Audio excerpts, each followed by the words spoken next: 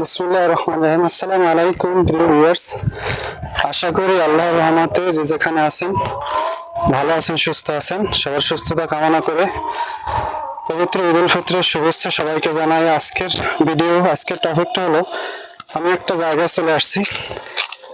এখানে কি পরিমাণ গুপ্তধন আছে তা আপনারা ভাষা প্রকাশও করতে পারবেন না। মহাদেবের দখলে, মাতার কালীর দখলে, বিষ্ণুদেবের দখলে, কুবেরদেবের দখলে, জিনেদের দখলে, অনেকের দখলেই গুপ্তধন এখানে আছে। যারা গুপ্তধন আসলে উঠাতে পারেন কিন্তু কোথায় আছেন জানেন না, যদি কেউ উঠাতে চান আমার সাথে অবশ্যই যোগাযোগ করবেন। আর এটা একটা পরিত্যক্ত একটা জায়গা, 200 বছর আগের একটি পুরাতন জায়গা, যেখানে অজস্র গুপ্তধন আপনারা পাবেন।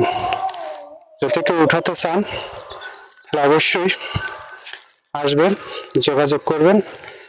আর প্রচুর পরিমাণ এখানে গুপ্তধন আছে, যেমনি সিন্দুক আছে, হাড়ি আছে, কলস আছে, বড় বড় সিন্দুক আছে, আগের 200 বছর আগের পুরাতন সিন্দুক আছে।